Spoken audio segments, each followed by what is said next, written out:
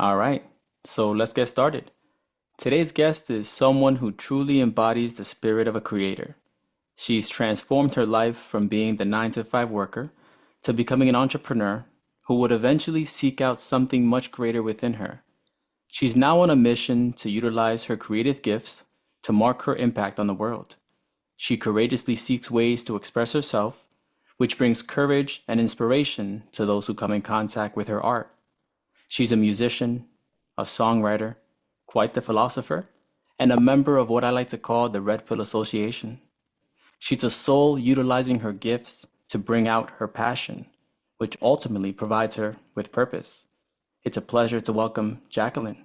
Welcome to the show.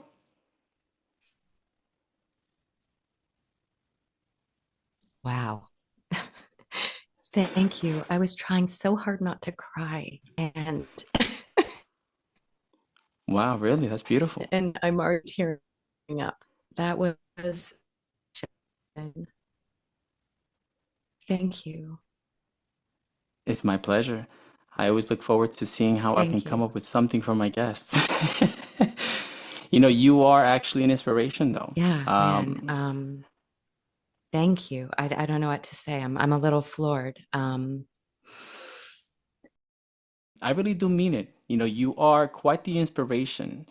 The things that you've been doing and accomplishing and really just taking on, head on, really. It really has been beautiful to see your progress and your growth and also, your determination with everything. So, it really was something that I really do mean. Thank you. I think that's why it's striking such a chord with me because after years of hiding, it feels so good to be seen. And Yeah. yeah, playing small has been my Chiron. It's been the thing, my dragon to slay, and I think, I'm turning 50 this year in less than a month. And I had my decode with Logan over 2 years ago now. And there's just been such a culmination of more reasons to just go big and share everything than not. And so I'm overriding my old survival mechanism, of playing it Yeah. safe. So, yeah, What was the reason for you to not tap into that sooner? Was it just fear-based? such a good question. You know, I I remember always being very sensitive and like a sensitive child and very close to my emotions and empathy and feeling things and almost being admonished or seeing that as a weakness by a parent. And then I had some physical things that started to make me feel uncomfortable about my body as I grew older into puberty. And, when I look back on it now, it seems so silly, but there were reasons for me having these insecurities that were often the thing that got me to get in my own way. And what's crazy though is that I have always been so connected to my love of music and my love of being an artist that I've never not been creating. I never pawned my guitar and then came back to it. I've always been creating this whole time. I just have been doing it without a sense of my worth. I've been doing it to survive. I've been creating so that I can deal with being a human who feels things deeply. Um, Yeah. but I can see that I've been discounting my worthiness, and I'm claiming that now. So I Yeah. think that's kind of what that's been about. That's been my journey, and I'm so grateful, and I embrace everything that I've struggled with that got me here. And there's a lot of power that comes with that, and a lot of people that relate to that. So that's what I write about in my music. And I think it really resonates with a lot of people. We don't have identical lives, but we struggle with the same archetypal challenges and the hero's journey, man. Yeah. What inspires your lyrics? Is it like past pain or, I mean, how do you go about actually writing your lyrics?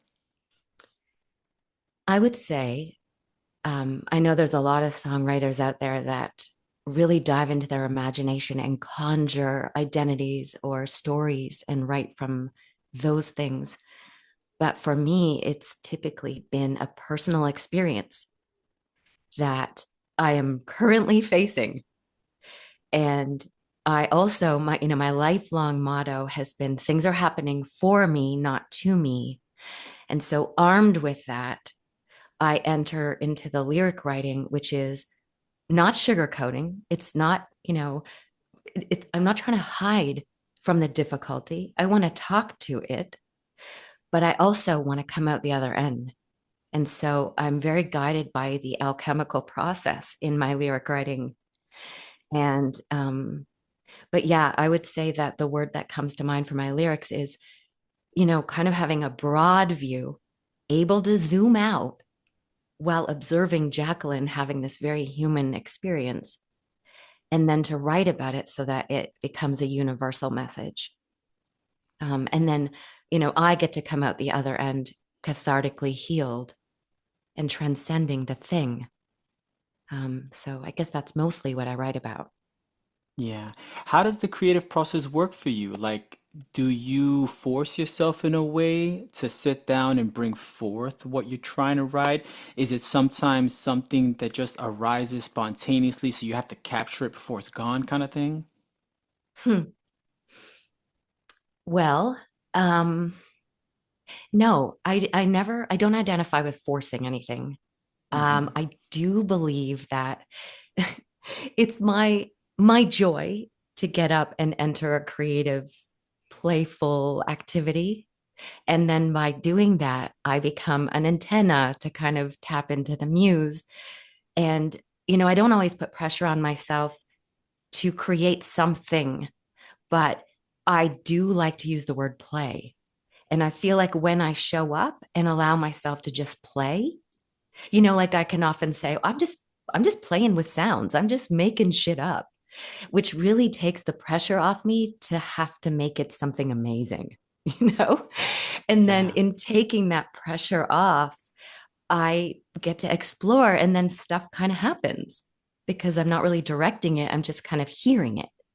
And music is Hmm. really interesting. I don't know if it's the same with other art. I imagine it is, but I'm just listening, more than it being me that's making it, so It's kind of my coming goal, through you. yeah, for sure. And I know a Hmm. lot of people talk about that, but I really think the more I study the nature of this reality, and I think the more we understand everything's in the field and we're either tapping into it and we're using our brain as an antenna and we're channeling it and we're remembering how to do that, or we're not, and we're intellectualizing things, or so I think in my goal to um, escape perfectionism, which is actually my esoteric numerology, which I have struggled with in the past, admittedly, but I think that was a way of playing small. It was a way of not finishing things to justify hiding, it tied into my fear of insecurity. Um, but again, now I'm in this like, fuck it, like I just Hmm. want to show up Yeah. as me and put whatever I make out there. And I'm not going to see things as flaws. I'm just going to see this stuff as my voice. It's just my unique expression. And it is what it is. It's good enough as it is because there's only one And me. yeah. No, I agree. Speaking about, you mentioned the muse. Would you be able to explain, I guess, in your words, what that means? I think the muse for me shows up as insight and guidance that is so intuitive. Like I don't create from knowing, like there's so, like for example, okay, I don't know what key I'm playing in. I don't know. I don't Mm-hmm. know. I don't, Ableton Live has so many buttons and plugins and knobs and things. I don't know how to use that stuff. So instead of seeing that as like a limitation in my knowledge and a reason why I can't make stuff, I just kind of show up and let myself be guided to, I just follow an intuition, and I follow the breadcrumbs of what sounds good to me. And it often doesn't feel like me doing that. And then let's say, for example, I sit down and I start writing some lyrics because of something that directly happened to me. I am writing those lyrics. And then I come up with some chords and I maybe have a song kind of going underway. Well, then the next day, I'm waking up with that music in my head. But instead of just being the words I was working with and the music I had started to write, it's now got a bass line. And oh, that violin part could go. So I just start hearing it as more a more full composition without me having created those parts. It just starts to take on a life of its own. Yeah. And I so can I go finally go ahead. ahead. Yeah. Sorry, No, go no, ahead. sorry. Go ahead, please. No, I was just going to say, Uh, and then I'm the translator for it in a way, Yeah. yeah. I guess I can recently, just recently, I can say that I tapped into something like that flow state, right? Because basically, for the majority of my life, up till just recently, I kind of just thought that I was just an average Joe, right? I didn't really have much of a talent. I had some kind of things here and there that I knew that I did well, better than others.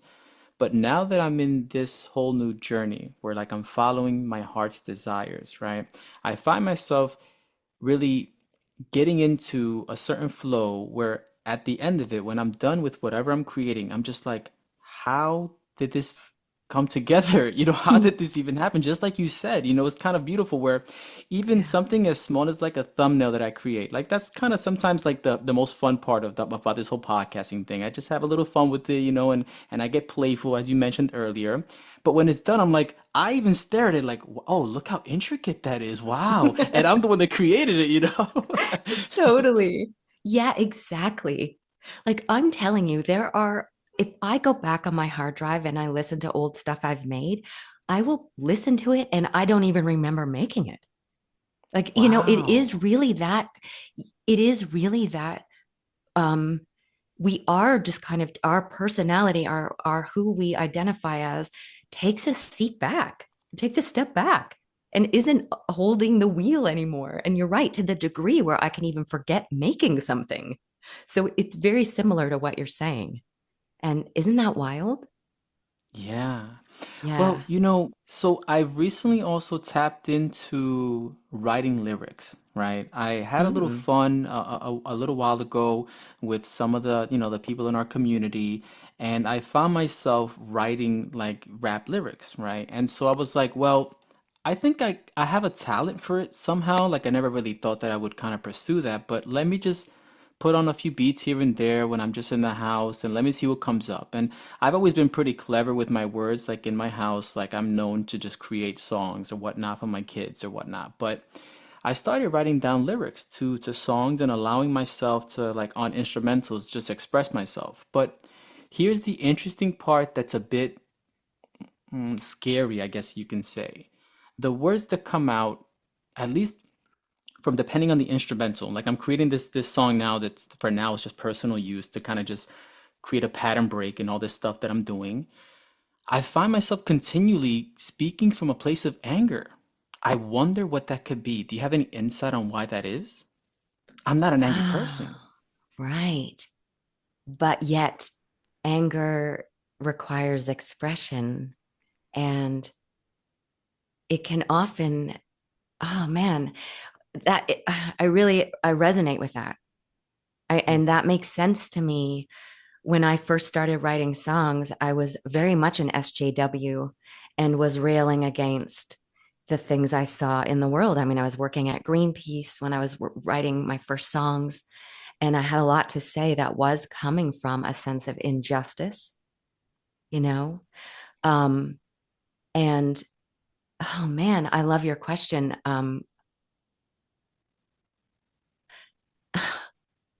It makes sense to me that you would come up with lyrics that flow around that energy of anger.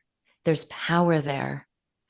There's catharsis there there's like a cleansing thing maybe that's happening there. Like you may not always embody that state, but you know, it's still a useful emotion at times. I mean, no one wants to live there. And art is the best way to, I would say, express through it. I don't Yeah, I can know. agree. Do you want to talk to me more about what you think that is? Like, I'm interested.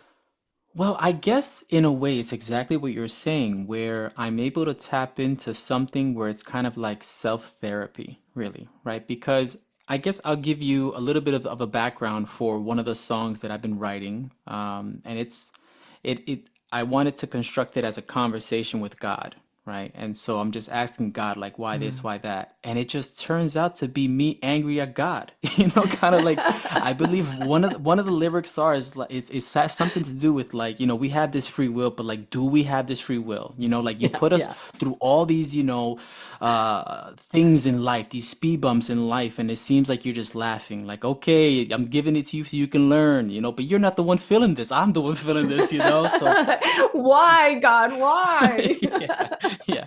So, I mean, once I'm done and I see that at least I created, let's just say, a few sentences, because even that's a lot for me. I just started on this journey of composing, lyrics or Yeah. whatnot and Yeah. rhyming.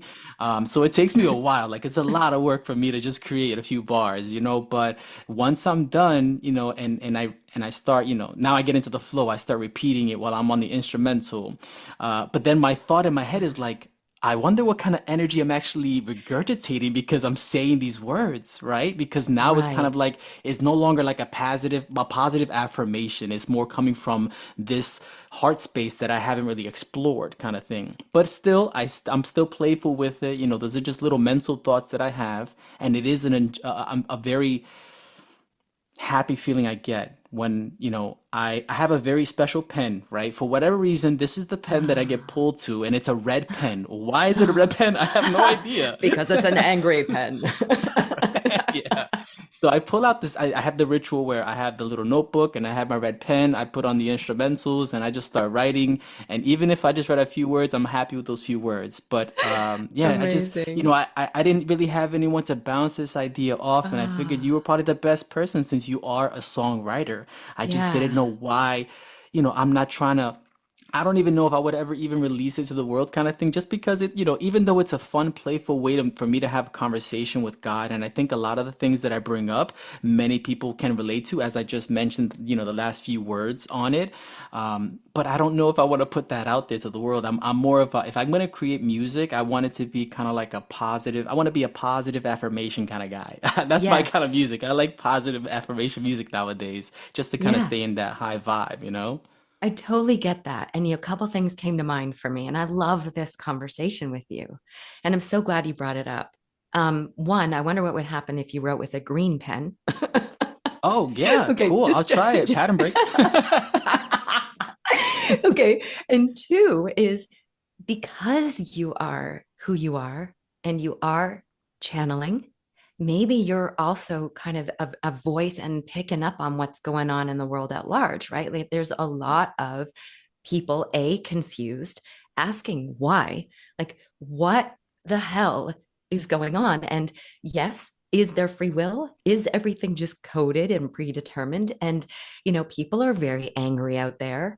Now, I think we as artists can embody an emotion to give it expression, to shine light on that shadow, to integrate it, because we're not in the business, I know I'm not, of denying anything. I want wholeness.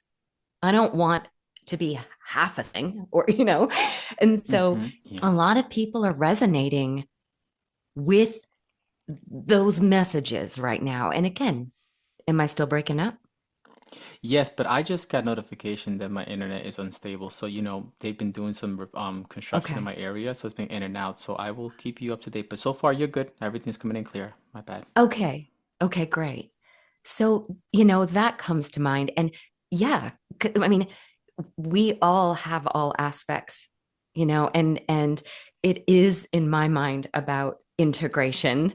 And if you can do it in a healthy way, such as picking up your red pen and writing in your journal, that is the best way.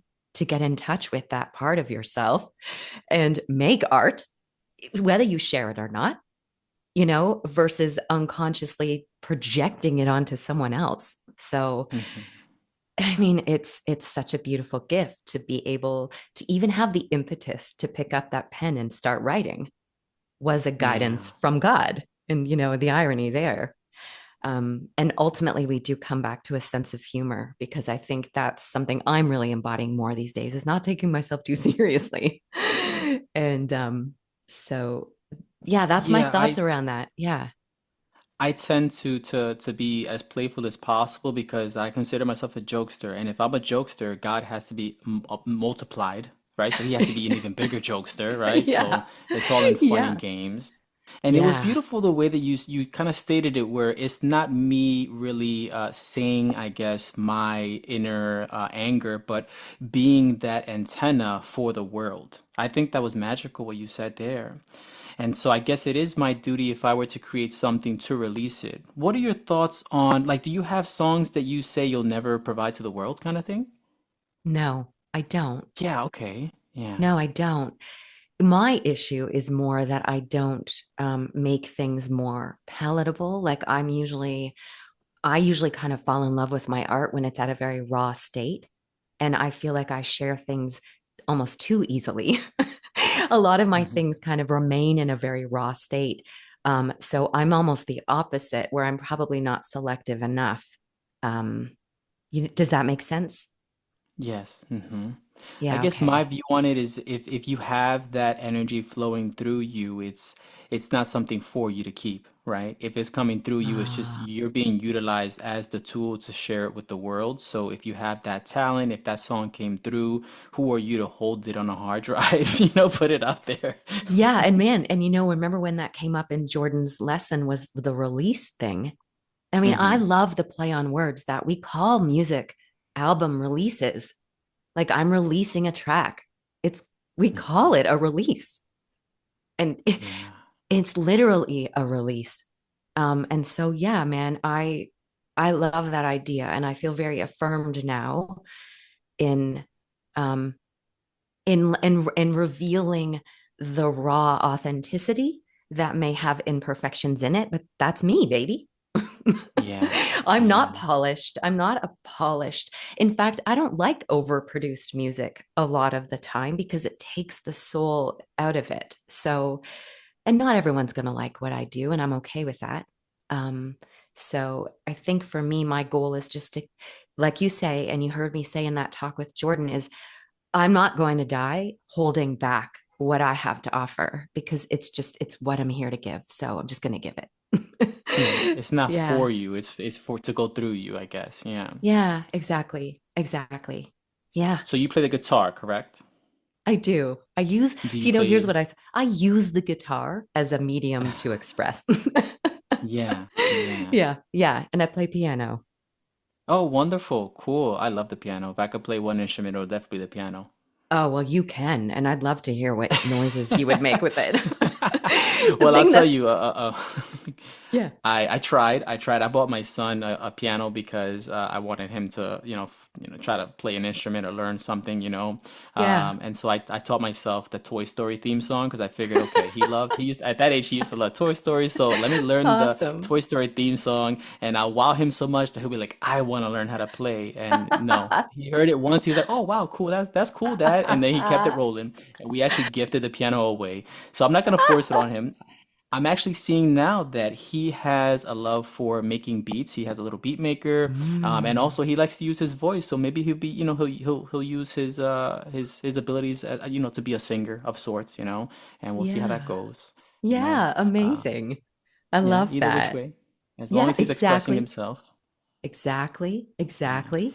Yep. Beautiful. yeah, And the best thing you can do is support him in what his inclinations are because that's indicative of what he's been coded to do here. Yeah. very true. Now I do hold a little bit of, I guess you can say, programming within me as a parent because I used to think to myself the last thing I want my do is to be like a chasing artist, where it's like, the majority of the time. that's a hard road, like if you go full time, it's Yeah. a hard road. And I don't, the last thing I wanted for him was to put all his energy towards something that wasn't going to be amounting to much. And that was like the old programming, that I'm speaking of. But Yeah. now I'm realizing that it doesn't matter as long as he's being what he feels that he needs to be. That's all that matters. So it is what it is at this point. Yeah. And not to mention the magic that happens when you are lining up with your code. Yeah. And here's what's funny. So, my mom, God bless her, I love her dearly. She shows her support in other ways than getting my music. She has been that parent, so ever concerned for me that my life is going to be hard and she doesn't even listen to music. So my mom, not only does she not support my life as an artist, she's a Virgo, she's very pragmatic. She also just doesn't listen to music. So she's as far away from me as she can be. But so her concerns for me have been another challenge in my road of wanting to get approval from my mother for me being what I'm inclined to be, but yet facing her fears being projected on me that it's not, I won't have success. How am I going to pay my rent? How am I going to? And I've never chased materialism. I've just chased having my time to be free to create. And ultimately, it has come back to the place of her seeing that I am happy and that's what I value. I don't value owning things. I value creating and that's our difference. And I think we've come to a new understanding. But you speaking to that as a parent, I understand. That's a really tricky thing, man. So Yeah.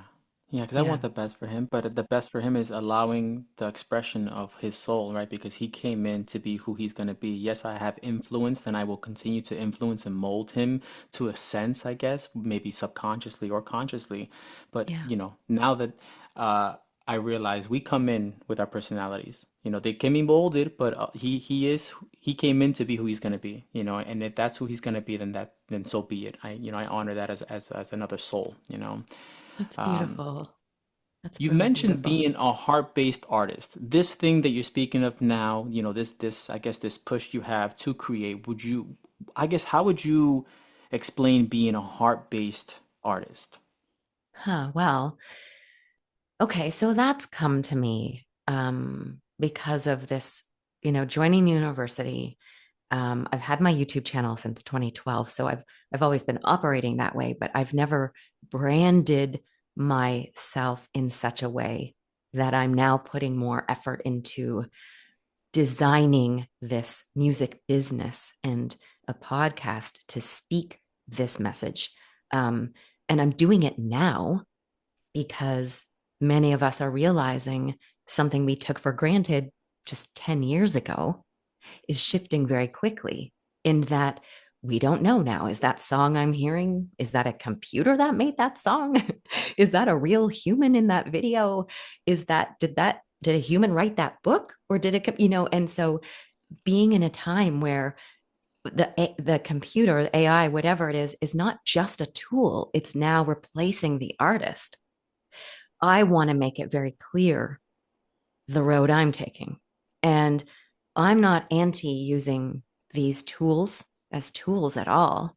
I'm not polarizing the issue by any means, but I believe that humans, it's almost like if we go too far down one road, we're going to miss the thing we had. And I'm just going to speak to the people that care about preserving art made with soul, art made with human experiences, art made with um, the idea of alchemy and transmutation in mind and connectivity.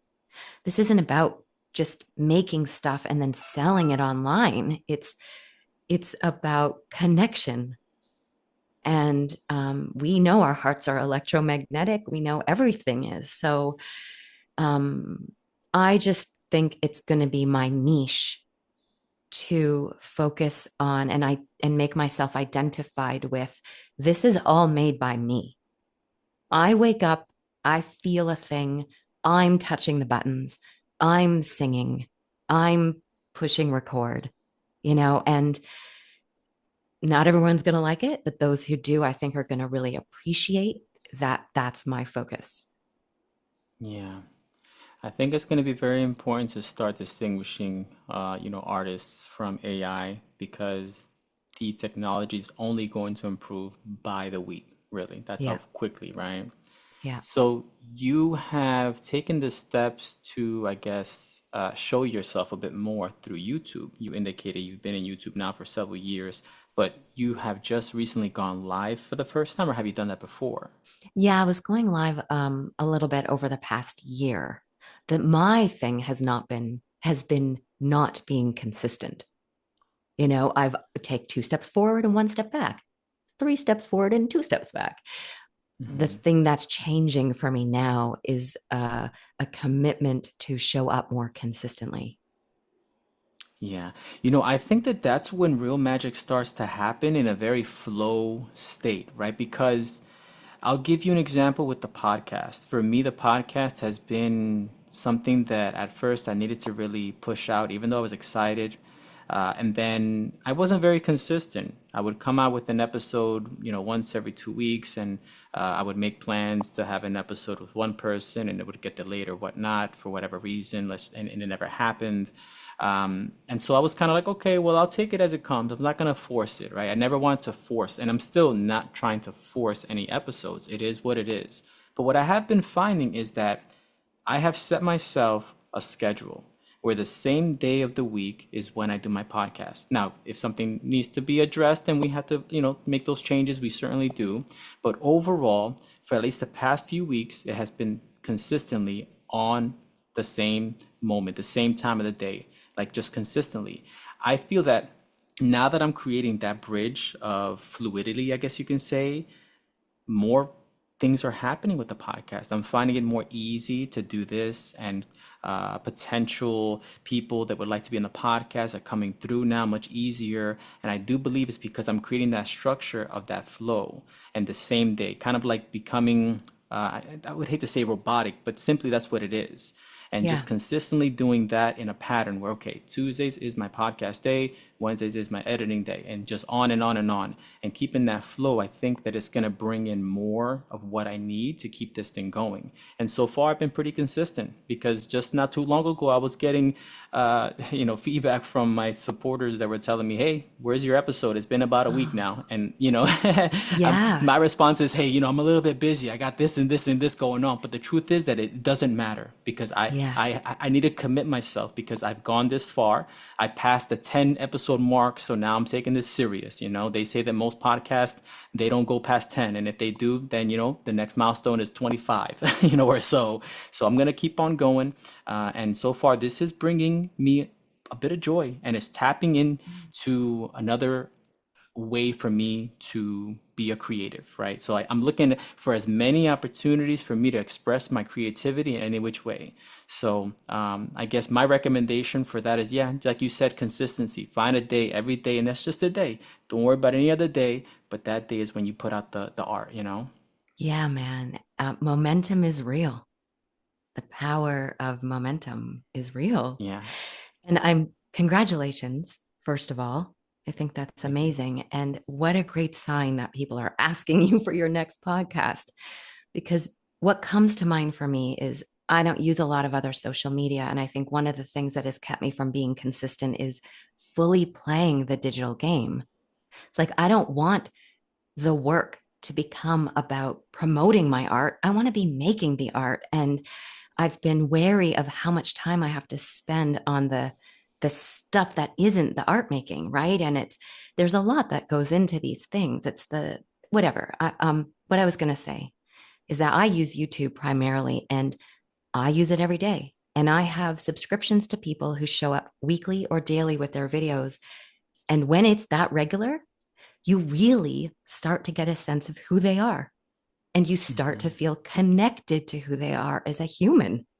And that's the shit, like people are starting to get to know who you are, and they like you, and they like your take, they like your voice. They want to hear what you have to say. They want to hear who you're connecting to and what they have to say. And I mean, I can only speak for myself, but that's how I have found and met and connected with Jordan, Logan, so many of my friends on Substack, it's because they have consistently put themselves out there, as have I, that we've created real connections, even though we're on the internet. And people like to dissuade, internet friends from your real life friends. But I've made real connections with people that I love through these ways. And um, yeah, all that to say that that is my goal with taking the university, is to learn the tools that I have been weak at using, to build what you're building, you know? Yeah. Now, the next step for me is now pivoting into social media, which I have to say, Mm, it's not something that I look forward to doing. It consumes a lot of time, and I have to just give infinite love to those content creators that we taken for granted, and they're putting out two, three things a day, and it's the amount of time that it has taken me just to create one snip that's 1 minute, and then I have to post it here, there, and there. And just I release all expectations. I yeah, don't really look at my likes or anything like that. I mean, I look at the comments, of course, just to engage with with my supporters, but yeah. really taking the time to get to know these platforms. Like, prior to me doing this, I've never posted on a social media site. I'm still No learning how to way. post on Facebook. Yeah, because I was, you Wow. know, growing up, I was always such a conspiracy theorist that I said, everyone's on this thing called Facebook, and it's just like Yeah. it's called Facebook. You don't want your face in that book, Yeah. and so I never Dude, got I'm onto the it. same. Same, man. I quit in 2006. I was like, nope. Yep. I hear you. Well, I'm gonna make my appearance on Facebook soon, right? Because I believe that it's an untapped market for people that maybe haven't seen Mm, who I'm becoming, and I think that I can provide some value at least to a small group. If it's just one person, it was worth it, right? And that's the truth. yeah. So I'm Yeah. gonna be making my entrance into that and learning how to really work that whole platform there. But right now I've been focusing on Instagram and TikTok and of course YouTube. But basically I just create one clip that's 1 minute, and I just upload it to all three of them. But it is consistently something that I don't look forward to doing. So I have to tap in and kind of convince myself like this is fun. And it does turn out to be fun. Like once you see it comes together, you're like, wow, cool, okay, let's go ahead and let's put it out there now. But it is another thing on my plate, right? Because I want to be consistent. Like I told myself, at least I want to at least post once a day. And then you notice, okay, not that's not that can't really happen. That's a little too much. Once a day is a bit much because I have a lot going on, right? But Yeah. slowly but surely I'll get there. And then I have to keep reminding myself that there is a purpose. I don't really know the purpose just yet. I'm not sure if it's marketing. I'm not sure if it's just working on a muscle that eventually that I'll need to use a bit more later on. And so if it's just that I'm working out a muscle and there's no real reason for me to do it other than working out the muscle, I'm cool with that.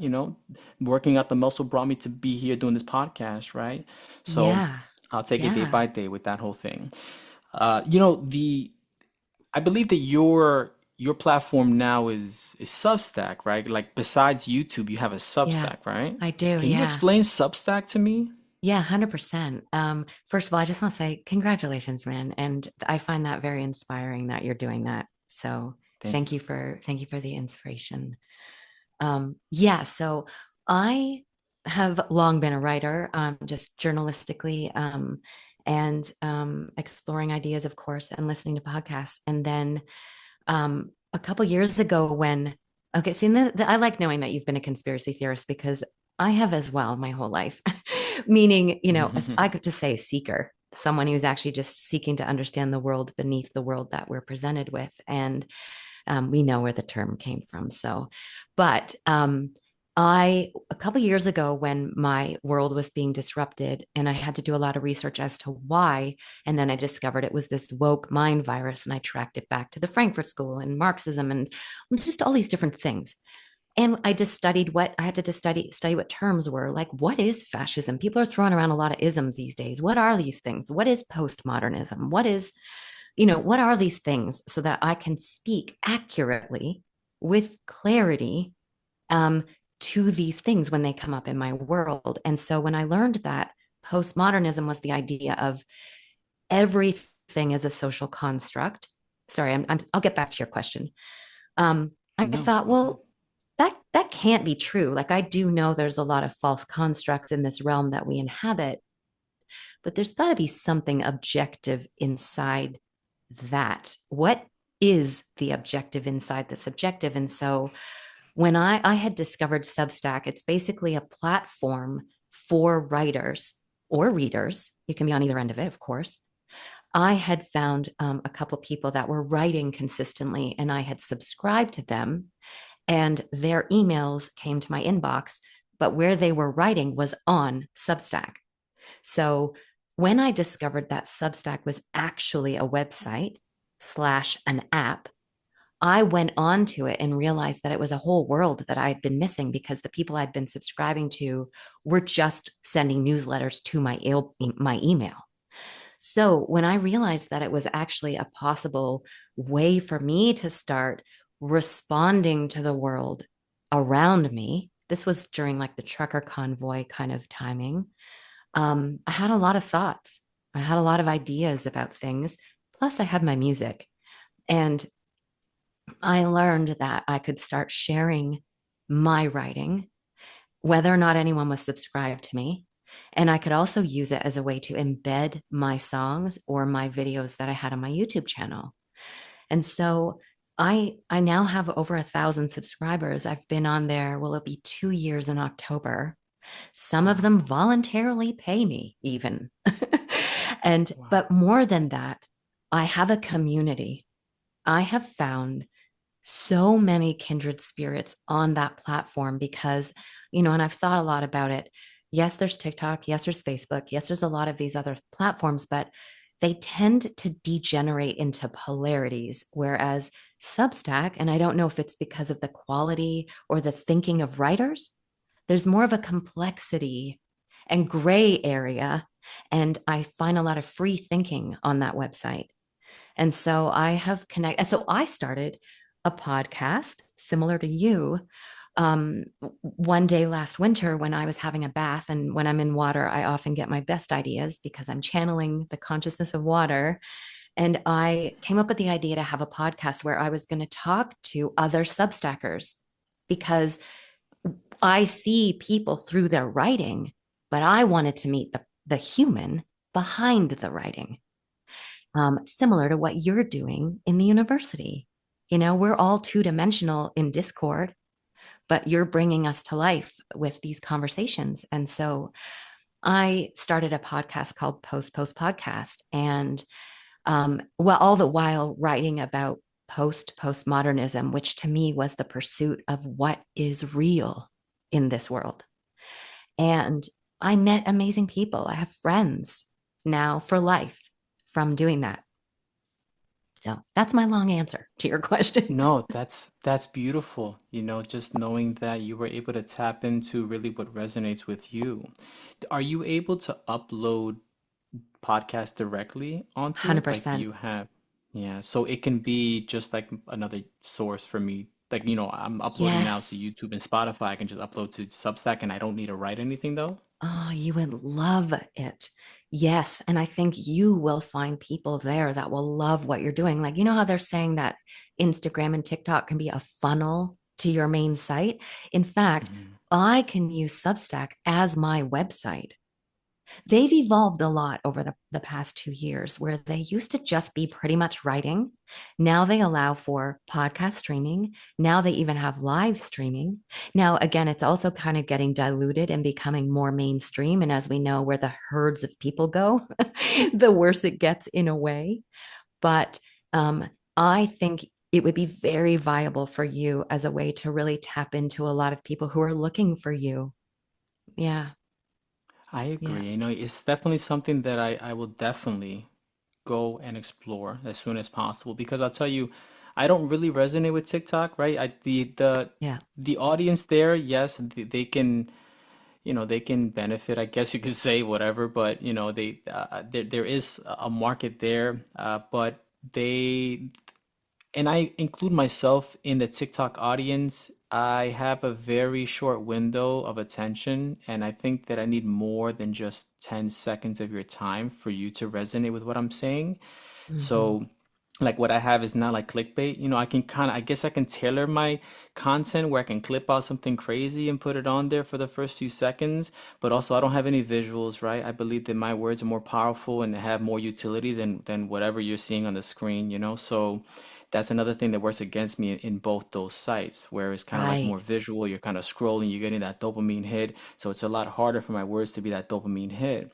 So of course I'm going to Yes. continue posting on there. It is what it is. But if I can find another place like Substack, and I'll tell you what, I mean, you kind of do want to go with what's new. Even if it's not going to be the future, let's say it could potentially be. And so just I think stretching myself just a bit more, which is not going Yeah. to be any additional work for me to start pivoting into Substack. I'll start looking into that. So I really appreciate your insight on that. I am I'm literally feeling a chemical shift in my body because I'm so excited for you to to explore it. And I'll tell you one more thing about it. So not only do you have an option to write long form pieces where you can embed your YouTube video of your podcast and send it out on a mailing list to people that subscribe to you. They also have a thing called notes, which functions. I'm not on Twitter, but I imagine it's very similar to Twitter where you can throughout the day just post a note and it can promote your video. And it's just it is like Twitter. It's just like a short form messaging tool inside the app itself. So you don't have to write an essay to share what you're doing. You can just use the notes and you can tag people. You can include audio, you can include video.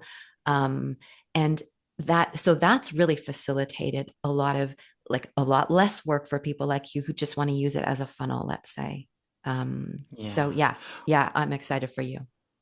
Well, I can create a whole different, because I would like to kind of just go off, just like go into my zone, and I call it my train of thought, and just kind of go off. I think that maybe I can try that out with Substack because I have nothing to lose, right? Where I can treat that as Yeah. maybe I can go on a rant for 30 minutes and just like, and just spit whatever I want to spit out, and we Yeah. can see how that goes. Where that may not be the best suit for YouTube because that's more long form and it's too long to be, for Instagram and for TikTok. So Substack may just be that correct fit for what I have in mind or that I've been thinking about. So it might be divine timing me speaking to you. It is. It is. I've had success. I have people following me now on my Patreon and on my YouTube because I've shared my lyrics and why I wrote the lyrics and here's the song. And I follow people. There's one guy I follow. His Substack is called A Madman's Miscellany, and he will just post audio of him going crazy on his electric guitar and it's noise. And then he'll do his crazy paintings. Like you can showcase any medium you want and it doesn't matter. So it is, yes, everything you're saying, yes, yes, yes. Very cool. I'm very excited to try that out. I have a few Yeah. ideas, and I think that, like I said, I think that this is actually the time that I needed to really see how I can explore that. That's awesome. Oh You man. you Yeah. mentioned you mentioned Patreon, and so I believe that I've looked into your Patreon Mm, previously, and that's where you actually provide your art for sale. Is that correct? not yet. No, I haven't yet. Okay. I'm But feeling a is there little a paywall to shameful your about it. Patreon? No, Okay, there's no, not. no, Donna. Okay. Here's why. It's because I feel like it's almost like it's the most neglected thing that I'm using at the moment. And I have people there that are so beautiful and pay me some money, and it kind of gets the least of my attention. But, what came along was this university, which has kind of reclaimed my focus for the time being, in the goal to reinvest time and energy into my Patreon. What I plan to do with my Patreon is provide value to people who do want to support me monetarily. Because everything else I put out there is free. So if I have fans and they say, hey, I love you and what you're doing, and I want to give you money, Patreon is going to be the way they can do that. Um, but I also need to get more creative and more consistent with offering something in exchange. Hmm. So that is my plan. Um, I plan to showcase things there that I won't be showing anywhere else. Like, for example, if I'm working on a recording, I'll share a work in progress or I'll share more personal things. like a photo of I'm taking of the sunrise in the morning as I sit in meditation. And I'm not putting that anywhere else. That's not going on my YouTube. It's not going in my Substack. So I want it to feel like a more intimate space where the people that are there because they like me, you know? So Hmm. that's what that's going to be. Yeah. Have you ever played with the idea of a pay what you can? Hmm. No, just for shows, just for gigs. Interesting. Yeah. I'm But kind of, is that something you can do on Patreon? Yeah. potentially. I will just a donate button. I guess you can put it somewhere, you know. I had a conversation in my last podcast with this beautiful lady named Allie, and she is she's on a mission, right, to change the world. I guess in a way like Mm. the monetary way that, well, just the way that we exchange value within ourselves. Mm. And Hmm. so I spoke with her about the donate button because it's kind of something where I don't know if it's like embarrassing or shameful to put like a donate button, right? Mm. How do you feel about like posting a donate button? Well, I was doing the buy me a coffee thing on my Substack Hmm. posts quite regularly. And I did have on one of my very first posts, I have a subscriber who gave me $25. He bought me 5 coffees. You know what? I gotta say, I am such a weirdo sometimes. I forget I I'm in the habit of not charging for what I do that I even forget to ask for a donation. So I often forget to leave off that button. So I don't have an aversion to doing that at all. It's just about me figuring out ways to consistently ask and create an availability for people to donate. I'm Yeah, happy to receive, if someone wants to give, I just have to make it an option. And yeah, so that's what I feel about that. Are yeah. you I familiar feel with the that buy me a coffee thing? Or do you know about that I website? Yeah. I've heard of it. Like, is that the Ko-Fi or is that a different one? I don't know. I just know that it's Okay. something I had to kind of fill out a profile for, and I've got it connected to my Hmm. Substack. So yeah, I I may look yeah, into it after my conversation with my last episode with Ali is it's kind of like if you don't create it, if you don't do it, then you are not allowing just an additional bridge of abundance to come in from God, right? Because God he's yeah, looking for all avenues. He wants to bless you, but you gotta create the bridge first. I mean, he can't just magically give it to you. a But hundred having percent, that button, that's just allowing just another way, whether it's $10 or $100, you never know. So those are just digits to the universe, really. a So hundred I am percent. looking into it. I just like you. I don't really know how to even integrate it into my work. Like, oh hey, I got a donate button just in case you want to hook me up. I guess I'll have that to find the that's wording. perfect. That's perfect in case you want to hook me up. Well, see, but this I got to tell you, this is exactly why I joined the university because a weakness in that putting a value on what I'm doing and being able to give myself the opportunity to generate a living from it or at least just some abundance from it. And so, Yeah, that's why I'm here. And like you called it, it's a muscle, and to have this conversation with you is exactly what I joined this university for, because it's a reflection of a reminder to value and provide the bridge to receive. yeah, Yeah. correct. Yeah. Yeah. Well, you can be of much, you can provide a lot of guidance within, our community as well, because you have really created quite the life for yourself. At least, from what I understand so far, you have taken quite the journey from being the average worker to you dabbled with entrepreneurialism, and now you are living a life, of passion and purpose, which is, I think, a lot of us have to see, and we have to gain the courage to do the same thing, kind of get off that 9 to 5 and follow your heart's desires, because we all came in with a specific gift, and our goal is to express that gift. At least that's what I believe. Yeah, thank you. To be clear, I've never been 9 to 5. I've always been bartending or serving or That's what I meant by 9 to 5. I meant, getting a paycheck from the man Yeah, kind of yeah, thing, yeah, you yeah. know. Okay, good. So you know what I hear when I hear 9 to 5? I think of a cubicle and I'd be like, no, just kill me now. I could never do it. I'm not judging it for other people, but it's, Yeah. I've avoided getting a real job for as long as I can. Yeah, But I yeah, had I was once in a cubicle for many years, and it was the most bland. I never had anything on my walls. It was just a gray box. It was something else, but it was, it was that salary life. You get yeah, so comfortable with getting that breadcrumb every week or every 2 weeks that you just kind yep, of stay in that box. You're fine with it. Until you yeah, tap man, into something that tells you you can't do it, you can never go back. a hundred Even though percent. days that sometimes I think about those days like, man, that was just so easy. You just did this for 8 hours and I barely worked sometimes, never got a scratch. I never had any stress. I did the A same thing every day and got scratch. paid, you know. But I you can know. never. It's just stasis. You're just like this.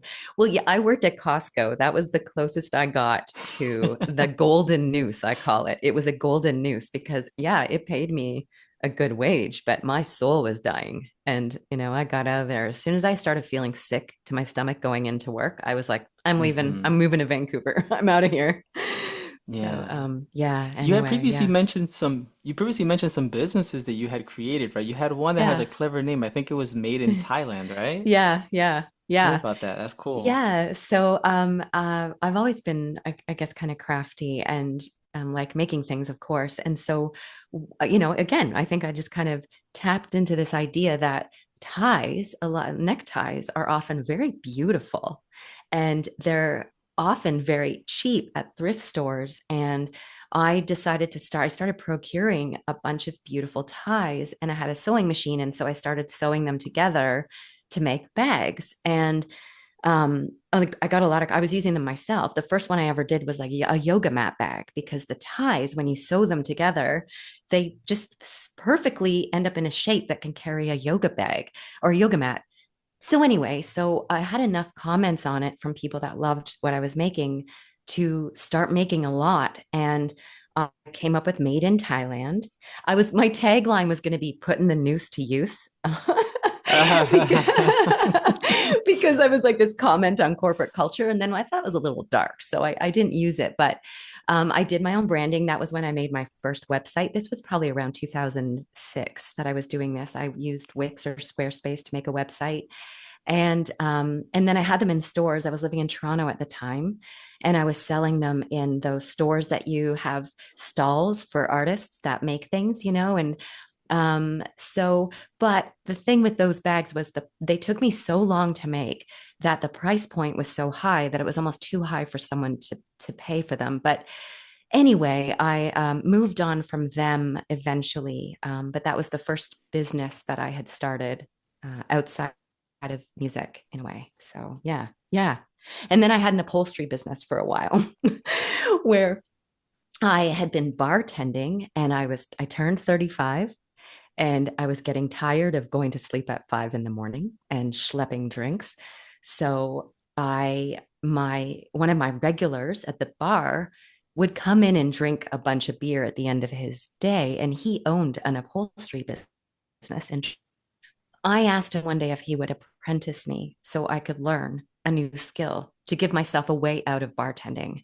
And at this time, I was still gigging regularly. I was playing shows all over Toronto, and I was writing songs, but none of it was ever paying me anything. So I worked for him for a year, and I learned how to sew cushions. I learned how to work with leather and vinyl. I learned how to do boat cushions. And I was all self taught. Like I left working for him after a year because he was paying me such a low wage because he was a small business. And then I started my own business called Uplift in like 2012 or 2013. And because I was such an eco warrior, I would keep all of the scraps of leftover materials from upholstering chairs. And I ended up making a product line from those leftovers, like wallets and bags and pillows and things like that. And then I sold them on Etsy, and I would do craft markets. And the very last market I did was December 2019, Christmas 2019, and I sold $1,000 worth of stuff in one day. And I was very affirmed in what I was doing. But then COVID hit the next year, and and also for those 7 years, I wasn't really doing a lot of music. I was in a band as a keyboard player, but my music got kind of pushed aside because I had to work on my upholstery business full time. So But that was a choice I made. I was okay with that. I was still being creative. And and then in 2020, I auditioned for an audiobook and in February, and I ended up getting it. So when March 2020 came along and everything got locked down, I was in my closet narrating audiobooks. And I have had steady work doing audiobook narration for 5 years, up until a couple months ago when I have stopped getting work. And I don't know if it's AI. I don't know what the reason is, but that was another reason I joined the university, was to tap back into my music and really give it a go to see if I can monetize my writing, my podcast, and my art. So that's it. Wow. I mean, you're a true hustler. Just that act, Yeah. I mean, maybe you don't think much of it, but the act of you reaching out to that gentleman at that bar for you to think through and be like, well, let me learn this so I can take it somewhere. I think that that's very beautiful. Not many people would go about their way to do something for a short amount of time for a bigger payoff, right? Thank you. What what could you say you learned from running those two businesses today? Hmm. Well, it's so amazing you ask that because doing upholstery, I had clients and I had to finish the project so I could get paid. There was no letting this music sit on my hard drive for 10 years.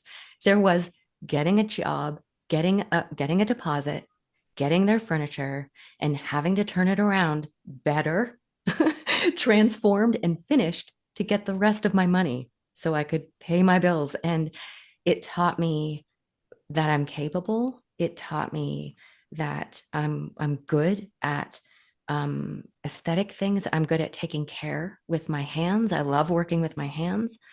It taught me to finish things and the value of finishing things. Now, I don't always do that as easily with music because I care about it in a different way.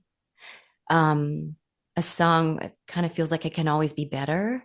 Sometimes I'm in love with the idea much that I'm afraid to commit it to a certain outcome, so sometimes I struggle with that, but um, it taught me that I always knew when I was working for other people that I had a good work ethic and I would hustle for them, which made me realize I can hustle for me. It's like, why hustle for somebody else's dream when I can put all of that into me, And I think that's probably the biggest thing that I learned. Yeah, no, and it's truly beautiful for that realization to come, right? I kind of thought the same thing where I was in a position in my corporate job where, just as soon as things would have aligned, I would have continued to get promotions, and I felt like God was kind of giving me the easy way, like a kind of like a test Mm. to see, okay, are you gonna follow? I already showed you that this is not for you, but here you have it on a golden plate. Look, you can stay here, you can get that 401k, and you can retire from this, or you could take this road, which may have some bumps, but I can assure you that following it will bring you true joy, right? So I think that it was a beautiful journey for you to take that step into discovering yourself further, and it has brought you to where you are now. You've mentioned the audiobook thing, which is very interesting because I have created a couple of audiobooks for my son, right? Just like little playing around stuff, and I really like it. I'm like, wow, I think I have a talent, obviously, because now I've been working out the vocal muscle, right? So now I can speak a bit differently. I can read a little better, I guess you can say, while I'm speaking, and Yeah. I'm really tapping into something that's really cool, and I'm seeing myself like in the near future, like in the far future once things get into place and things get a bit more passive in life, maybe I'll pick up a hobby of writing children's books and reading them because I mean, and make little self-empowerment books for children. But I really tapped into Yes. something from my child and he loves it. So let me know about your journey with audiobook reading. Yeah, that's amazing, man. And yeah, you should. Um, okay, so when I was a kid, when I was 6 years old, my parents took me to Toronto and I auditioned. I started auditioning for commercials and such. And so I got an agent when I was 6 and I did TV, I did some shows, I did some acting before I was really doing music more so. And I one of the gigs I got as an 8-year-old was on this Canadian kid show called Today's Special. I got to, my job was to sit there and read a story. And so I was always a reader and I was always acting. There was always something about that. So fast forward, many, many, many years. And I did my first audition very randomly. So the website that I auditioned through is for self publishers. It's called ACX. And now this was pre-COVID. It was right before COVID hit. So there weren't very many narrators already on that platform. There was like 150,000 of us competing for jobs. So what you do is you would search through the website and find a book that you feel like you want to audition for. And then you record the sample script that the authors uploaded. And then you send in your sample, you upload your sample, and they either choose you or they don't. So I auditioned for my first fiction novel. It was the audition was me playing a girl who's like the supernatural fiction and a werewolf who's talking to her like with this very deep voice. And he was kind of sexy actually because he was this really powerful alpha presence and she was this cool like sarcastic powerful woman. And so I just did this audition and this author sent me a message and she said, wow, Jacqueline, I really love your audition, but I can see that you haven't done any other fiction books before. Is this your I said, no, I haven't done any before. And she took a risk on me. She hired me for her work. And I've done about 6 or 7 of her trilogies now over the past couple of years. So she keeps hiring me back. And so I've done a lot of fiction where I get to play different characters. I did one fiction called The Exodus. One of the auditions, I auditioned for it because the writing in the script was so amazing. It was like the demon rats and the Republicans are fighting. It was like this story written by a guy who isn't playing the duality game, and he was writing this dystopian novel about being in a totalitarian society. And there's this freedom cell that wants to stay free. And so it was like, oh, dude, I like this writer. So I read his book. He hired me, and we had a really nice connection. And I did about 100 different characters for that book. And so I've had to learn accents. I mean, I do them horribly. YouTube is my friend. I go on there to kind of check in on how to do an accent. But for the most part, what I've really loved is being able to work from home. I just work in my closet that I've decked out with my audio gear. I've done a lot of nonfiction. I've done a lot of guided meditation books, a lot of books on the Enneagram. Like somehow I've just magically attracted books that are about things I'm interested in, the vagus nerve, like all kinds of things. So, yeah, it's been quite an adventure. But like I say, that work seems to be drying up a little bit for me right now, which is why I'm trying to cultivate, more independence from reliance on that industry. Yeah. Yeah. When going into reading a book, do you have to read the book first to yourself and then you record yourself? I never have, and I never do. I'm sure there's a lot of narrators out there who do. But I gotta say, this is where the gift of empathy, I think, comes in because if the book is well written enough, and these books I'm telling you that I've gotten from this woman named Jennifer, who's hired me multiple times, it's her writing leads me to laugh and cry and empathize so deeply with the characters and the story that I'm I'm I don't need to practice feeling it to speak it. I think it's almost probably what you're talking about that you're finding with the stuff you're doing with your son. It comes naturally to me as it's coming naturally to you. Um, so no, I don't. The reason I ask is because sometimes if I'm reading something, like if I'm reading one of his books to him at night, and I try to get into character when I'm reading the book, and I'll say something loud, and then right after it says, he whispered. I'm like, oh shit, I was supposed to whisper it. You know what I'm saying? So, like, that's why I ask, like, do you pre-read it and then know? Because I'm sure that's really important. That's so cute. Well, I'm not doing it live, right? So, I got to tell you, the biggest work that comes with this job is the editing. So, Oh, okay. if I don't like my delivery of something, I will either, one of the things that we do is snap. If I want to keep the tape rolling, I'll snap into the mic so I can see where I have an edit to do later in my editing. I see the spike in the waveform, Oh, okay. or I stop and I reassess, how do I want to say this? Or if I make a mistake, I've learned I don't get paid, to be fair. I don't get paid enough to take tons of time to do these books. Hmm. By the time I've edited a regular book, it's about 6 hours of editing to 1 hour of finished edited audio. There's like 6 hours of work that goes into 1 hour of audio. So, and I get paid by the finished hour. So I need to really be efficient at how I'm doing these books just to make a living wage. Um, so that's how I would circumvent making a mistake of that kind. Um, you know, Yeah, yeah, okay. yeah, yeah. Very It's, cool. I mean, I yeah. think that's really beautiful because you do have a very nice voice, so I can Thank definitely you. see how it would be of benefit to hire you to read a book. And you made a great vampire when you were trying to sound like a vampire, so that's awesome. It's the fun part is getting to voice. I've had a book where I've done three sisters, and they're all in one scene together, just talking back and forth. And I didn't even need to stop. I could just narrate their script and speak in their different voices, and it be distinguishable, which is really fun for me.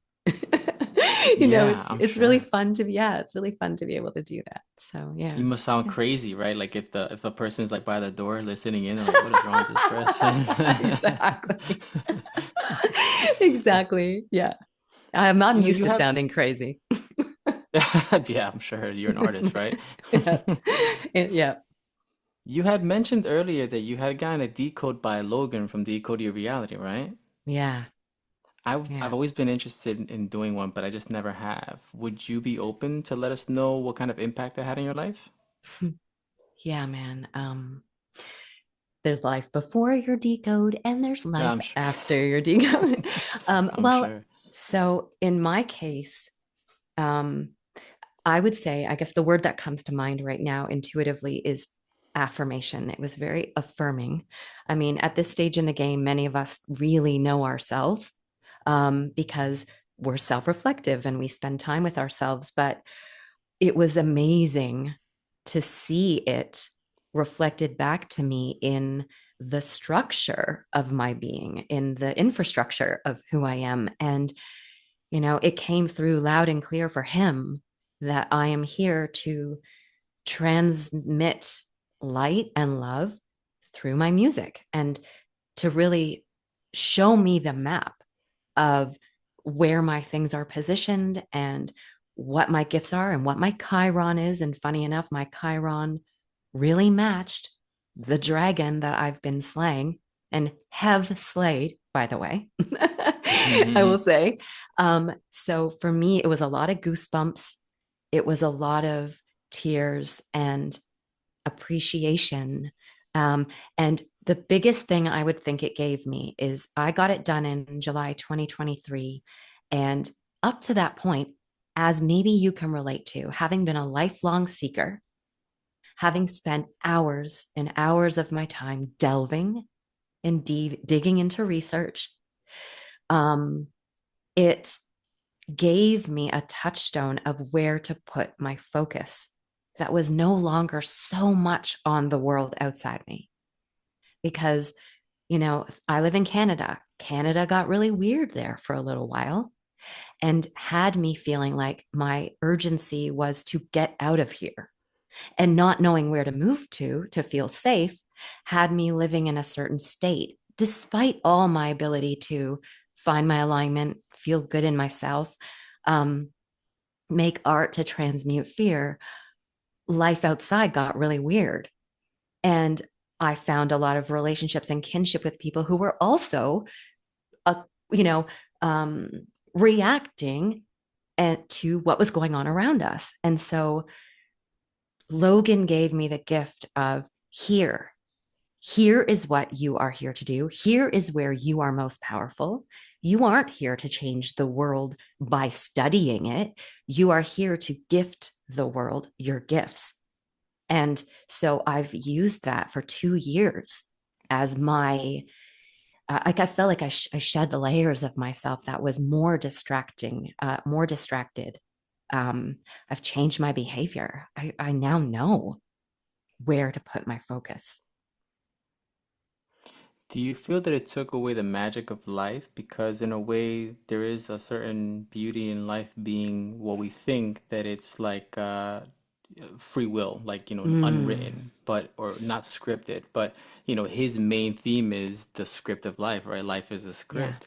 I Yeah. guess, how did you feel knowing that what you have done up till now and what you will continue to do is actually part of a script that you may have chosen before you enter this realm? I completely understand why you would ask that.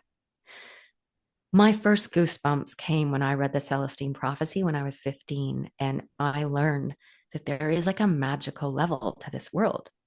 There are no coincidences. There is magic. There is a path of breadcrumbs that if you attune to it, you follow it, you are aligning with something bigger than you. And so Logan's message for me, and I continue to listen to him, I'm always on his live streams. I understand that his perspective is controversial and difficult for a lot of people who really want to identify with being in control of making choices, of creating their lives. And I get that because I'm a huge proponent of agency. At the same time, I can reconcile that what he's saying is if you know who you are, what your recipe is, you are lining up with that force, with the source. And powerful, magical things can happen for you because of that alignment. And so it is an odd thing. It feels like a dichotomy to pose free will against predetermination, but it for some reason it doesn't bother me. I kind of feel it I feel the power of when I'm lining up with who I really am versus distracting myself away from myself. And so I appreciate the message of how to do that and how to trust it. It's for me in the timing that I met him, I was ready to let go into a new phase of myself. And in letting go, I'm able to show up more playfully, not taking myself so seriously. I'm more healthily detached from outcomes. I'm, um, and in doing that, I'm now reflecting something that is people are responding to even more powerfully. There's joy in my being where there may have been more suffering and fear. Or so his message works for me. Um, but I understand I don't even need to agree with him fully for his message to still have given me a gift. Yeah. Does that make sense? Like, 100%. yeah, Certainly. I do follow his work. I should allocate a little more time to it, of course, because he does have a beauty to his art, and he is on a mission which I can admire. I can really see the passion he holds within the art that he provides, and that should not go unnoticed. Um, I may, do a reading for myself, I guess. I can reach out. Luckily, I think that I've tapped into that inner knowing that he may just be providing that assurance for me, which I guess at times is needed, right? Because even though I feel more aligned than ever, I do sometimes find joy in the like assurance, right? Hearing from the outside, like this is like you're good, keep on going. I think that I feel that assurance sometimes like from tarot cards. I don't quite understand tarot cards. I don't know what tarot cards are, but like sometimes they just hit in a certain way, you know?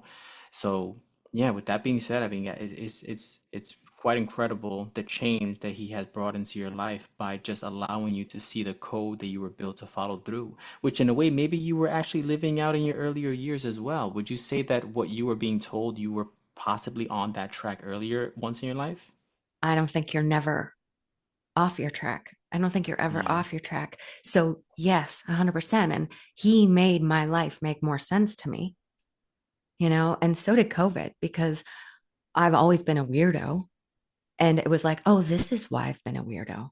When I've met and when I say weirdo, I say that affectionately. It's kind of my term for kindred spirits, people who have been traveling their own path.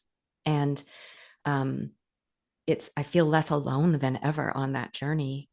Um, and I like my code. I don't know what it would feel like for someone to get a reading and really have a path that's been full of suffering. And his thing is the game needs players. And we know there's players who are living out all kinds of different lives. And I feel for that, but I happen to have a code that I love and I'm grateful for. And I've had to learn how to not have a bleeding heart and, leak energy to things I can't control or change. And so it's a lot of this understanding of the nature of our reality has helped me patch that up so I can have a whole heart and get on with my work that is, to me, my way of healing or helping or being of service. Um, Yeah. yeah. And I know tarot is interesting. I don't personally find a need for it. I have my own other touchstones or ways of affirming. But I mean, isn't that part of life is to really find your own touchstones that work for you, you know? Yeah. Yeah, I guess when you get down to the small details of how it works, though, I guess I kind of feel stupid because the tarot is just a reflection. Like you are creating that yourself, So there's nothing magical Yeah. about it. There's all Yeah. these, like you say, touchstones are just tools of affirmation, just to kind of become that mirror of assurance back to you, I guess. Like, hey, you're on the right path, kind of thing. It's Absolutely. interesting. You said that you feel honored to know that your code, and I feel the same way. I think it's a great honor for me to be living my code now for once, I guess. I kind of, I guess, was ignoring it. I've always been giving hints of what I should be doing, the following my heart, which I didn't do for so long. But now that I was able to, I guess, decode myself, my life path, human design, all those things combined to kind of assure me of what I'm here to do. It's a great mission that I feel that I'm taking on, and it's an honor. But also, it brings a little bit of worry here and there because I consistently ask myself like, okay, like, are you sure? Like, I mean, I always think myself like an average Joe, So, but it is an honor to take it on. How deep have you gone into your own decoding, other than what Logan has provided you? Yeah, that's a really good question. So I've done my Enneagrams. I have, um, yeah, I guess mostly I've just extended off of his thing, his Hmm. presentation to me, which was 3 hours long. I have yet to delve further in the human design. Um, I'd like to, but I gotta say, man, I'm now treating a lot of that as more distraction. It's kind of Hmm. like, I've been on the path of kind of fixing myself for so long. I did Landmark in my 20s and, Logan had as well. I've read all these self-help books. I've been constantly looking at, Abraham was my addiction from 2006 up until like a couple years ago. And, Neville Goddard and, um, reading so much about the law of assumption and creating my reality and all of these things. And my new phase that I'm in with my structured water in my body is make the art, Jack. Just make the art. You know who you are. And so I guess that's my answer to that question. And I just want to say one thing about what you were saying about the thoughts that interrupt you or are tinged with self doubt is one of the best distinctions that I ever gained from Landmark. And I know Logan also speaks to this is that voice in your head is just the dragon speaking to you. It's not you thinking. And, one of the best things we can learn to do is just say, shut up. I'm not listening to what the voice in my head is saying to me anymore. And that's real sovereignty. because that's just the voice of your programming, you know? Um, Yeah. yeah. So But it seems so logical sometimes, I right? know. It's just But like, it's also so fear based, if you notice too. yeah. Like it may speak logically, but a lot of the times I find it's not actually serving our best interest because it comes from fear. Um, you know, and it does sound like us thinking, which is why it becomes such a trap for people because they think they're thinking, but they're actually just going onto autopilot. Would you feel comfortable explaining the dragon a bit more? So I think, I mean, that comes from a lot of the Toltec wisdom, and I don't know if you ever read any Carlos Castaneda books or even Don Miguel Ruiz, who wrote The Voice of Knowledge, The Four Agreements. There's an idea, and Watiko, which is the mind virus. So there's an idea, an interpretation of this world that aligned with the Matrix idea that there is programming in this world that is so deeply embedded in us that we forget it's there. And it shows up as a mind control.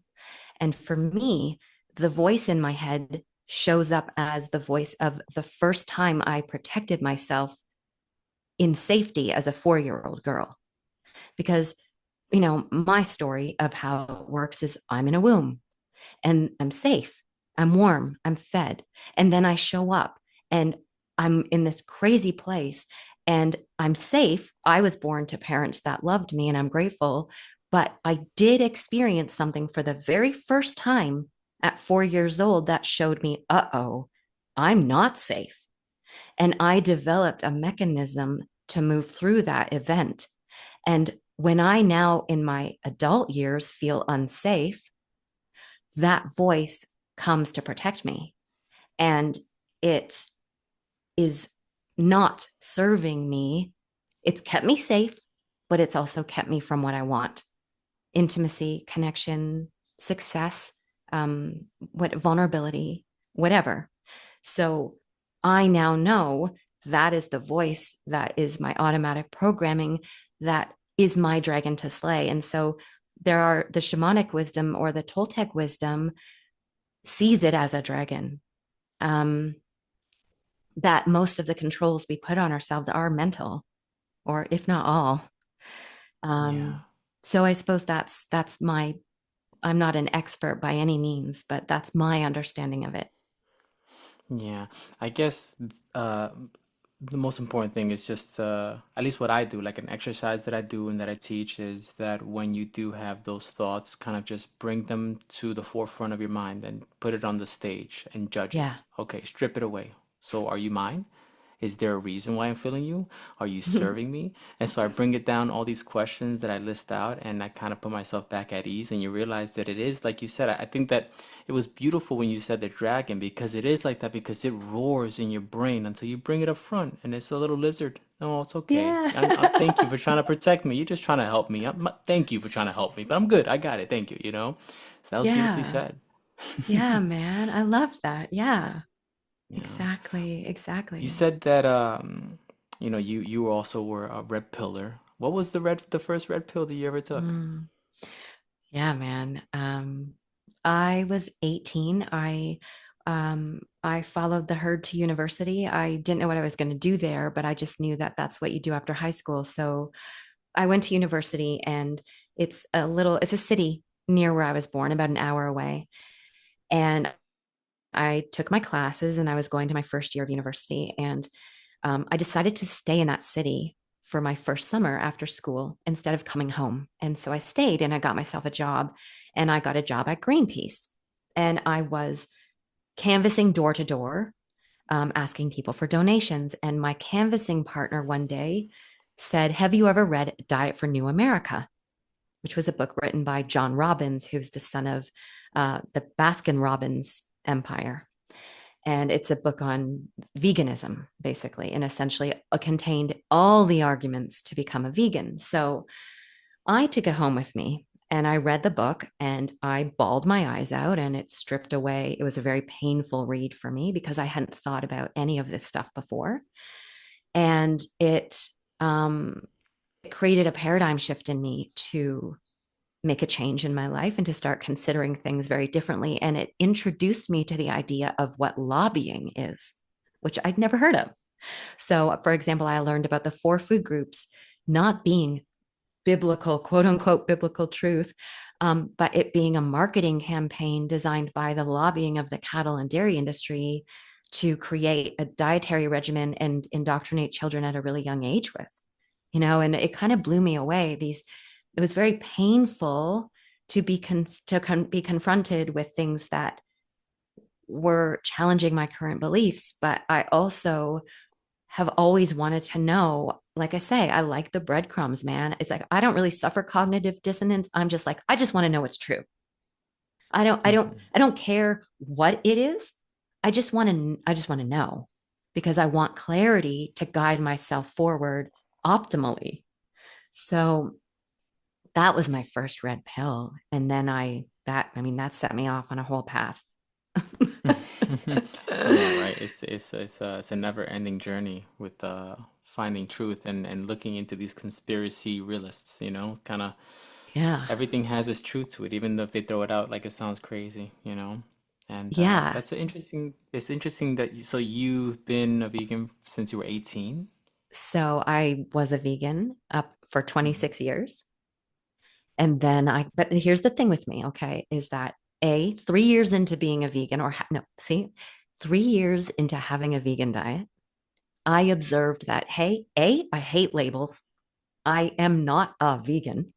I Mhm. have a vegan diet. I am Jacqueline Okay. who eats this. Because what I noticed was when I was, 21, I'm being confined. I'm putting myself in a box where I was out. I started out wanting to make an enlightened choice where I was free. And now I'm locked in an ideology. And I don't want that. So I eschewed the label of vegan the whole time I ate a vegan diet. But I also continued to learn. And because I also witnessed my friend Steve, who went vegan, he's a vegan, but he eats Oreos because they're vegan.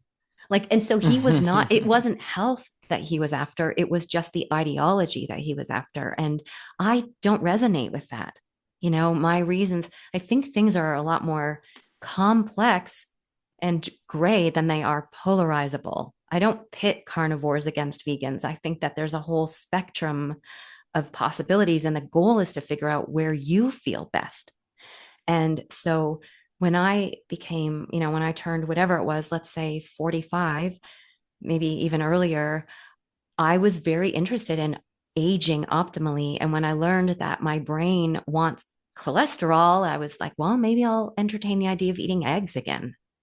So I ate an egg. That was the first thing I broke my vegan diet with. And I really love them now. I love eggs. I think they're a power food. I'm not harming an animal. I think it's a beautiful thing. Um, I so it's complex. So I'm not. My goal has been how do I? It's similar to my code, figuring out how do I feel the best. And I don't think Yes, there's a blanket solution for everybody. I don't believe in I that. That's agree. dogma, and I'm not into dogma. So, Yeah. I hold the same thing as you. I'm majority plant-based, but I love eggs. I eat some eggs. Why not? yeah, And it's yeah, such a man. good I do my best to, just have a balance with everything, of course, but it's such a good binder, even when you're making a good meal. I love to chef up meals, and and an egg here and there and an ingredient really holds well, So it's like I'm I gonna hear shame it that. away.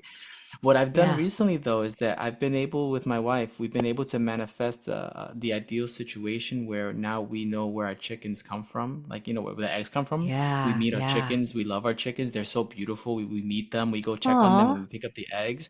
And this has just recently occurred in the past few weeks because we set the intention that if we are going to be consuming these products, that we at yeah, least want to give, reverence to where it comes from. So yeah, it's been man. a pretty cool journey. Next up is That's the cow where I want to amazing. get my cheese because I like cheese too. Yeah, So I want to meet yeah. my cows.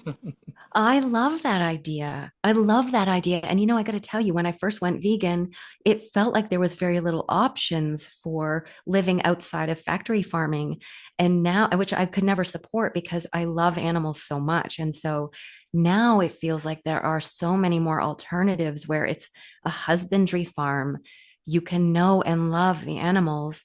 And yes, I think that relationship is so important. It is about reverence. It is. Yeah. Yeah, Yeah. and now that I have the visual of the chickens in my head, when I do eat that meal, I can picture when I'm giving grace, I picture myself hugging the little chicken, Oh, like, thanks, aw, thanks for the egg. Even if, that transmutes it at least a little bit, so it is what it is. It's all good. that's beautiful. I love Yeah. that. Well, thank Yeah, you for letting me know of your journey with vegan. Always speaking about, dietary choices is always a tricky topic in conversation, but I think that I know.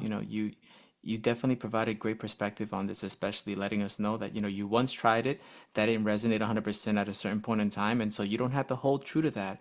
I created, like you said, that shell, and not purposely. It's just because you tell someone who doesn't really understand really like the plant-based Mm, diet. I didn't hmm. come off saying that I'm vegan. I just told my family that I don't see very often. I said, I try to choose to eat this. And so when they see me kind of eating outside that box, they're like, wait a minute, I thought you said you were vegan. Yeah, but I'm in New York. I want a little pizza. It's okay. It's just one pizza. Exactly. I'm not causing any harm to myself. I'm enjoying the physical, reality we're living in, and part of this physical reality is enjoying the things that we consume, so I put myself in that box for a while and I didn't mean to, but I felt like imprisoned now. So I just tell people, look, I just eat what I Yeah. resonate with, and it's as simple as that. Well, that's it. And I think that's brilliant. And it taught me the feeling of hypocrisy. Like I don't want to be a hypocrite. And at the time I adopted a vegan diet, gelatin was being used in photographs for gosh sakes. Like there was so little I could do normally and still call myself a vegan. But what it taught me the most about was the dangers of ideology and how it becomes a prison for someone's mind. And if you identify with something like your belief system, it can turn people into monsters and it causes these segregations and these arguments and debates and it polarizes everything. And I identify as Jacqueline. I identify as the spirit embodying Jacqueline. Like, I don't want to identify as something ever that puts me in a box. And I never want to be in a position where I think I'm right and telling someone else they're wrong for the choice that they feel is right for them. So, it positioned me really well against the woke culture when it came along and took all my friends away. Oh Because, yeah, I'm sure. I wasn't going to bend a knee. I don't do ideology, man. No, I'm sorry. I'm staying Yeah, free, you, So, yeah, you're yeah. dancing in a dream. I'm dancing. I'm dancing in a dream. So we actually I don't think we touched on it, but that's your brand, correct? Dancing in a dream. Yeah, man. Oh my God, this is the perfect way to sum this up. I wrote a song a couple years ago through the whole woke thing coming around and blah, blah, blah, called We Are Human. And it goes, dreaming, we're all dreaming in a dream. Different players playing on the same team. Much, much, much, much, much more than an ist. There's no box big enough for us to fit. We are human. It's the only label I'll give myself. And the second verse is dancing. We're all dancing in a dream.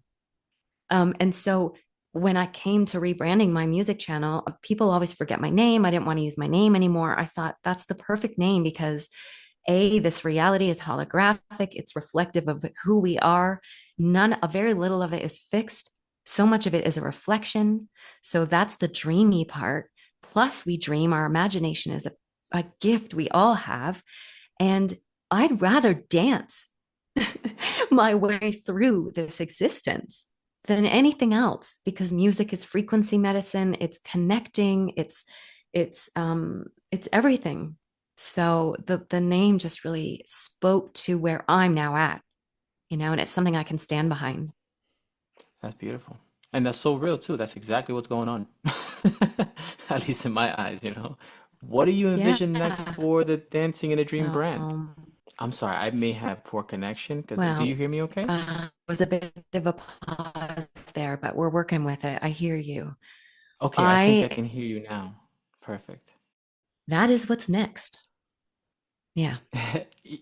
Jackie, I'm gonna have to make a cut, right? Because I had very poor reception or something had happened and it came back in exactly when it was getting good. So what we're gonna do Ha. now is I'm gonna cut it, right? And then we're gonna ask Yeah. you again and we're gonna okay. Yeah. Yeah. And action, okay. Okay. So what do you so, so Amazing. what do you envision next for the dancing in a dream brand? Yeah, so I am planning to dive fully in, give it everything I have. Get back to writing, which I am feeling inspired to do. And I'm going to get back to my live streaming. And I want to have my podcast where I'd love to have you on as a guest to discuss heart based art. And and I want to get back to the university and finish my modules, which I have not completed yet, and do my rebranding, join the social media things that I need to do, like you've been so brave to do as well. And but for right now, I'm going to go back out west and caretake my dad, who's not doing very well. And we're going to talk music and listen to a lot of music together. And I think I'm going to take my guitar and do some writing while I'm out there with him. So that's what's next. Beautiful. Yeah. So what's one message you would like to leave with the listeners today? Hmm. Hmm. Oh, man. I suppose you are enough. Own who you are.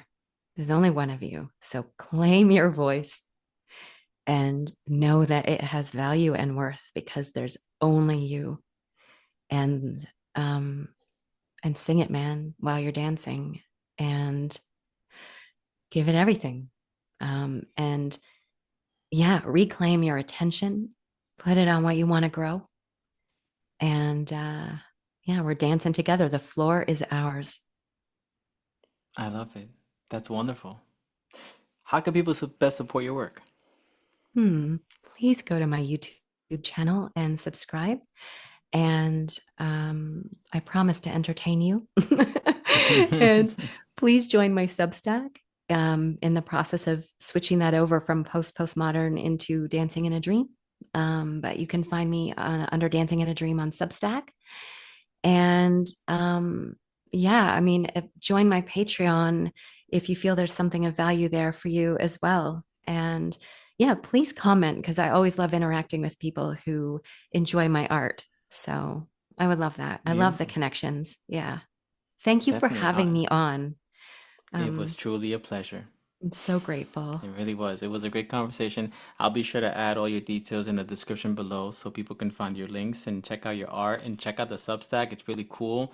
I may make my way over there soon, so we'll see what's up. You Yeah, I'm know, so excited for you. Okay, perfect. any Thank you. questions? Oh, you're awesome. You are awesome. I had such a good conversation with you. It was great. I loved it. Oh, thank you. Me I may too. not even edit it. We're gonna leave all the errors in there. It'll be fun. Uh, I love that. I love that. Yeah, Right? it's like me leaving up my squirrel stream where my voice was so high like a chipmunk. Oh, really? Oh, we got to talk about that. Oh, I Next didn't. one on part two, we'll talk about that. That is so funny. Yeah, I'm like, yeah, man, awesome. I love that. Thank you so much. I was almost going to cancel. No, I wasn't even going to cancel, but I was going to let you know that I might be bawling because if we talked about my dad, I might be crying. And I Oh, was like, no, I'm just going to show up and be in the conversation and be where I'm at. And I'm so glad I did because, yeah, I mean, it's interesting you yeah, saying this because I usually hype myself up before a podcast, and before I was on with you, I was like, today I'm just tired. I don't even know if I want to do it, and it ended up being yeah. one of my favorite. I promise you, Jack, this is probably one of my favorite conversations I've had. Oh, oh my Awesome. goodness. How things work out, Oh, right? thank you so much for that. Yeah, Yeah. Well, yeah, we'll hopefully stay in contact whenever you just yeah, need me. Well, we will. I try to stay in contact with you. Yeah, man. I randomly, I'll hit you up and we'll see what's up. Yeah. Well, Yeah, we are eternally connected at the heart now, my friend. So, yeah. definitely so. Yeah. Awesome. Well, Awesome. Jackie, you get yourself some Okay. good sleep and we'll talk real soon. Okay. Thanks, man. All right. Bye. Bye.